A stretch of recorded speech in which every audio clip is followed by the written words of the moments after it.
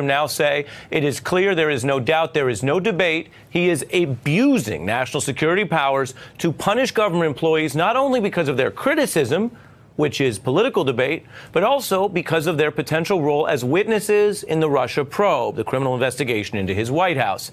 And we are seeing a rising chorus. When you look at the screen, it now includes Defense Secretary Robert Gates and 6 former CIA directors who served under presidents from both parties, signing on to a strong letter condemning what Donald Trump is doing. They say they've, quote, never before seen security clearances abused as a political tool. They say this is, quote, inappropriate and deeply regrettable. Donald Trump has admitted this is all about Russia payback. It's a disgusting thing, frankly. Look, I say it again. That whole situation is a rigged witch hunt. It's a totally rigged deal. They should be looking at the other side. And while this week involved a lot of discussion of former CIA Director Brennan, who I mentioned is also an NBC analyst, there is more going on. Trump now using the same trick to attack a Justice Department official, Bruce Orr, who's linked to some intelligence in the Russia probe, though he's not even working on the investigation itself. I think Bruce Orr is a disgrace. I suspect I'll be taking it away very quickly. I think that Bruce Orr is a disgrace with his wife, Nellie. For him to be in the Justice Department and to be doing what he did, that is a disgrace. Let's get right to it. Howard Fineman is an MSNBC political analyst and longtime student of Washington. Retired Army Lieutenant Colonel Ralph Peters, who served his country, as well as a Fox News analyst, although when he left, he said it had become a propaganda machine. He's also had security clearances at a high level, as has my next guest, Mary McCord, former acting assistant attorney general, and she ran and helped run the DOJ's National Security Division, I should say, not a one-person job probably. She says to the New York Times today, Donald Trump is sending out a clear message, quote, don't cross me. And joining us from New York as well is Christina Greer, a professor at Fordham University. My thanks to all. Colonel, I begin with you. Donald Trump does many things that people don't like, which is fine. This is a free country. Why, in your view, does this go beyond something that's disliked and become something dangerous? Because this isn't how we do things.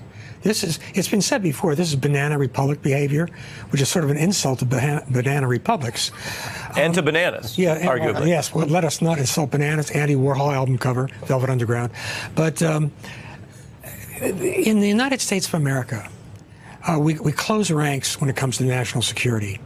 And it's not merely a matter of keeping these people red on, giving them continued security clearances, so that they can give us advice. But in the case of a national catastrophe, and a nuclear attack on Washington, you've also got this B team ready to help out. It goes on and on. But the bottom line is this. We've gotten to the point where the only thing we're worried about is it illegal? Well, no, it's not illegal. The president can do this. But it is profoundly unethical and morally wrong. And I think while government has never been an ethical paradise, the depth to which this administration has sunk, as exemplified by this behavior, is literally immeasurable. Well, you began with bananas and you end with paradise, which makes me think of apples and Adam and Eve. And the apple, Mary, of course, involves knowledge. And this is a fight over knowledge and power. And that's the part of it that's not funny, that's not to be just dismissed, because it is, according to the president's critics, and we just showed how many of them come from both parties and from the type of jobs you have where you had a clearance, it is the idea that he is going to say the knowledge is only accessible to people who agree with him, and the punishment will be for everyone else, including these potential witnesses.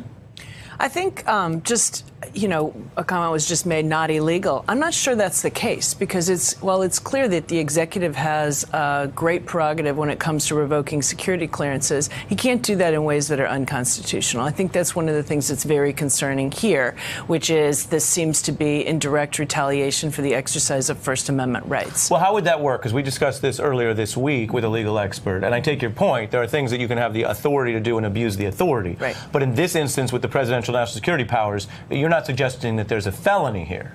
No, not a criminal offense. But just that this would violate which part of the Constitution? First Amendment, retaliation for exercise of First Amendment rights. And so that's the kind of thing that the Supreme Court has left open when it's come to review of the revocation of national security clearances. They've been pretty clear that, generally speaking, it's not judicially reviewable, but they've left this question open. And we're looking at your comments to the New York Times here that I think made waves in your analysis of this. Christina Greer, I want to show Donald Trump, who, as we report here, often says things that are not true, and we report that. He sometimes deliberately lies, and we report that. But today he said something that seemed to be true, although disturbing. It was his honest view that being attacked in this way, which, as our former leader of the National Security Division of the Justice Department just said, might even be unconstitutional, that attack could be good because it's the kind of hate or haterade that brings attention, and Donald Trump thinks attention helps anybody, which I thought itself was kind of a sad but stunning admission of sorts. Take a look.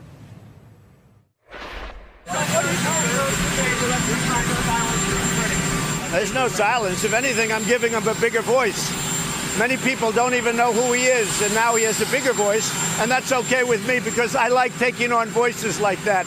I've never respected him. I've never had a lot of respect. I know that I've gotten tremendous response from having done that because security clearances are very important to me.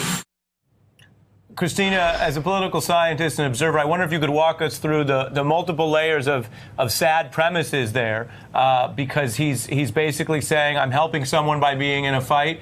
I've never liked him, as if that's the rationale for national security access, and completely willfully ignorant of the First Amendment considerations. Right. I mean, Ari, what we talk about almost every week on this show is that there seems to be no bottom to this particular presidency. And so we know that Trump really does traffic in branding, right? He's using the term witch hunt. He's using the term rigged because he has the red hats. That's always been his shtick. And so now we see when he's interacting with even adversaries, his framework is even, well, I'm helping to make them famous, so, I don't understand what the problem is. We saw this even with Gold Star families, how he talks about everything in this idea of winners and losers. I mean, part of my sincere frustration, I feel like I'm sounding like a broken record with you, is that where are the separation of powers? Where are the Republican members of Congress who are saying our president is overstepping in a very dangerous, unethical territory, but we actually need to speak out. It shouldn't just be former CIA directors. It should be AGs across the country. It should be Republicans, powerful Republicans. We're getting these milquetoast responses from Republican senators by saying, well, I mean, it's not ideal. That's not enough. I think that they should really ring the alarm, because once we go into banana republic territory, which I think we're in, we're cruising on a pretty steady stream of an authoritarian, dictatorial country where this president just keeps pushing the envelope, and his own party isn't checking him. And unfortunately, he's able to brand it in a way where it seems powerful, but it's incredibly dangerous. Howard Fineman? Politics, life, existence for Donald Trump is a zero-sum game. He believes that he can only have power and authority if no one else has it. So any independent institution with a history, with a reputation, with a mission that is independent of politics is something that he has to destroy. And that's the essence of what dictatorial banana republics are all about. They're about the personality, the will, and the wants of the person in charge. There is no more independent, at least since World War II, institution in America with greater power than the intelligence community.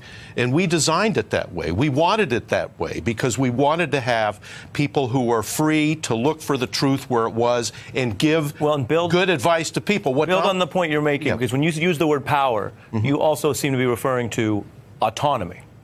Yes, well, that's implicit in the idea of what Donald Trump hates. Anybody who has autonomy cannot exist in his cosmos. And that's true of the Republican Party, which he's completely neutered. And by the way, if you're expecting any of those august senators on the Hill to start complaining, forget about it. I think they secretly like what he's doing because they want to maintain power themselves. And in the case of the intelligence community, they have the temerity not only to be independent, but to say, you know what, Russia has been deeply complicit in monkeying around in American politics for a long time.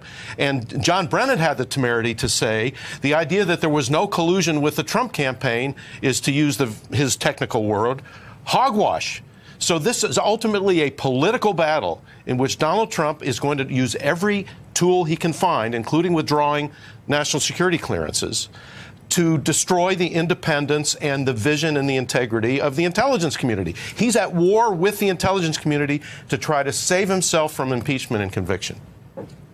I'd agree with that, and I think that another important point here to go to the president's comments today about John Brennan. It's true, John Brennan is not going to be cowed from stating his opinions. I mean, that's clear.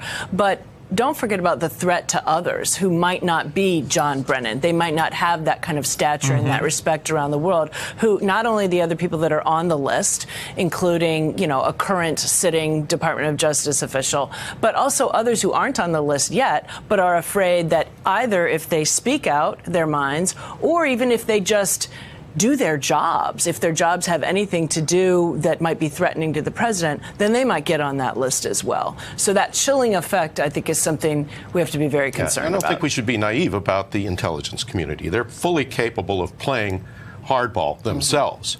But they've always done it, I think, in the interest of independence, of their independence, so they can give, in their sense of patriotic duty, unvarnished information about the world, secrets about the world, and guidance to our American leaders. So, Colonel, when you look at everything that's just been said, one of the takeaways here is, according to a lot of experts, this is a bad thing.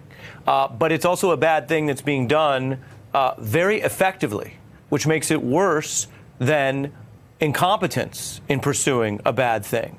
And some people are so against Donald Trump, they seem to forget sometimes how effective he is. But when it comes to creating a politicized, polarized environment where people like you who've served the country in a nonpartisan way for the bulk of your career are being misperceived as a part of a, quote, deep state, when in fact the agenda seems to be to change the leadership of the FBI because he's under investigation in the Russia probe. Well, he got Comey out, he got McCabe out, now Peter Strzok's fired, and he's going after Bruce Orr's security clearance, which does limit the department you were in, right? You can't work there without one of those. That's right. And then you go out to Clapper, What if and he pulls Hayden. What if he pulls Mueller's? And then that goes to the Mueller question, which we'll put up on the screen, what you're saying, which is Jeremy Bash, who was a CIA counsel, says, my concern, quote, is that Trump will strip the clearances of Bob Mueller investigative team. Give us your analysis, if you will, on how effective this is and how Donald Trump, who has been so underestimated politically, seems to be good at doing this bad thing. Well, I think a fundamental problem we have, Ari, is we try to analyze him as a politician. He is not a politician. He's a masterful entertainer. Indeed, he may be the most successful entertainer in history. I mean, back in the 60s, John Lennon got in trouble for saying the Beatles are more popular than Jesus. Well, I'll tell you, Trump is a lot more popular than the Beatles, and he's commanding headlines daily around the world.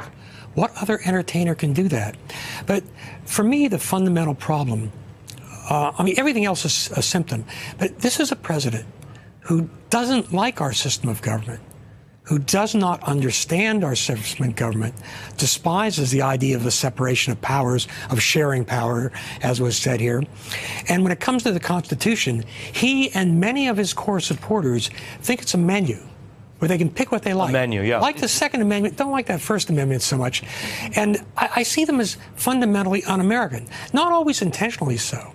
But to just wrap up Trump, Trump's genius, and it's been done before by many a dictator, many a charlatan. His genius with his core supporters is that he has offered them absolution. Nothing is their fault. It's the fault of the deep state. It's the fault of minorities. It's the fault of the left. It's the fault of traditional Republicans. It's the fault of immigrants. And his message to them is, you're not responsible. Whatever failures you've had in your life, whatever bad choices you were, somebody else's fault.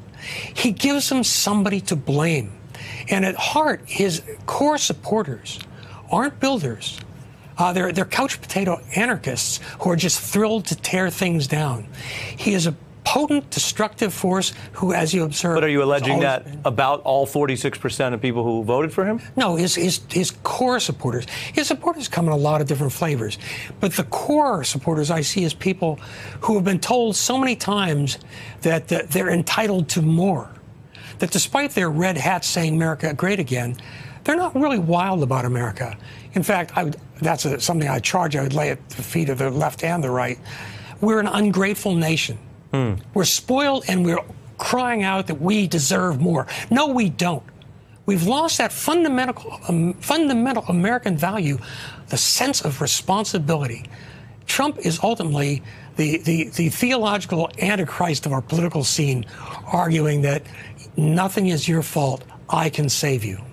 You know, Christina Greer, I can't help but say that when I listen to Colonel Peters when he's on a good run, it feels like a combination of General Patton and Lao Tzu. And I hate to ask you to follow that, but I think you're capable because I've heard you make many a good point as well. Take us home. Well, I think we need to keep our eyes on two things. One, the reason why Mueller is investigating Trump has to do with Russia. And it's not like we don't have elections coming up in September, in New York at least, and in November, and in 2 years for the presidency. So we always have to make sure that we maintain our eye on the beacon, which is has Russia colluded with the President of the United States and his ilk to interfere in our elections? We cannot forget that with all of the nonsense that Trump brings in multiple times a day. He's really great at switching news stories, and he's done that for several decades now. And I think the second piece that's really important is that, you know, going off of what the Colonel said,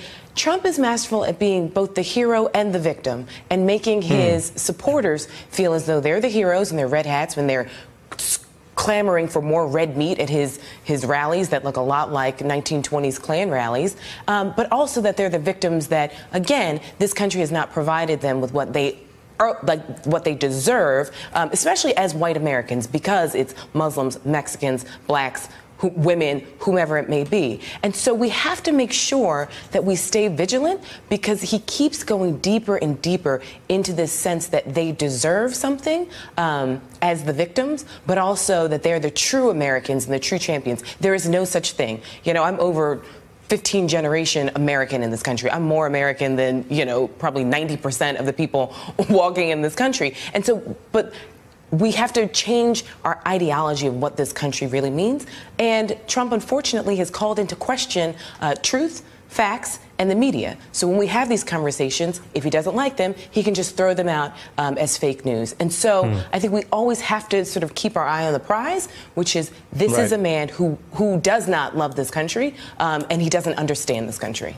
Hey, I'm Ari Melber from MSNBC. You can see more of our videos right here, or better yet, subscribe to our YouTube channel below. You could have been anywhere in the world, but you're here with us, and we appreciate that. Steve Bannon is very polarizing. Plenty of people don't want to hear any more from him.